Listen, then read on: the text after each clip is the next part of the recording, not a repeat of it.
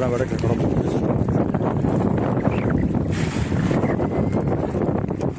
نور يا باشمهندس. نورك يا باشمهندس، الله يخليك، تسلم. الله يخليك.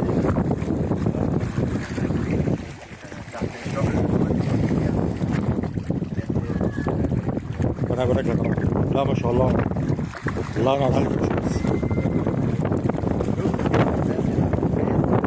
من يومين ثلاثة، ايوه دول بقالهم كده 3 شهور.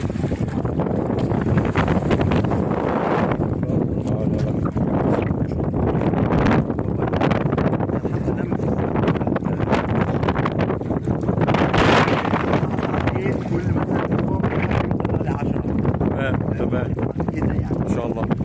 دلوقتي اللي ياخد سمكتين ده بالنسبه له كانه خد السمكتين على ربنا يبارك لك يا باشا. انا حضرتك سمكتين بيكفوني وما بقدرش اكمل. سعيد. ربنا يبارك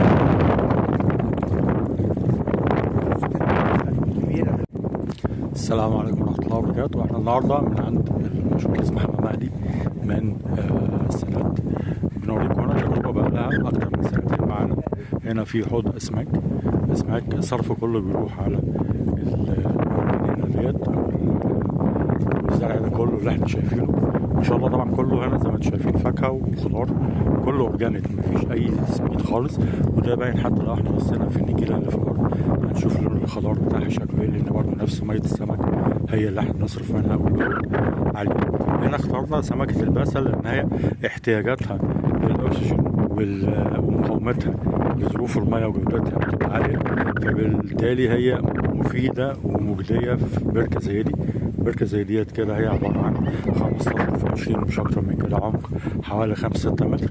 5-6 متر احنا بنستفيد بيهم في حاجة تانية هنقولها بعدين. السمك هنا ما شاء الله بقى له أكتر من سنة داخلين على السيزون التالت إن شاء الله، اللي هنقول لكم برضه أول بأول احنا عملنا إيه وبنعمل إيه والنتائج إيه إن شاء الله. كنت معاكم من قناتي على تيك توك واليوتيوب. تحياتي لكم.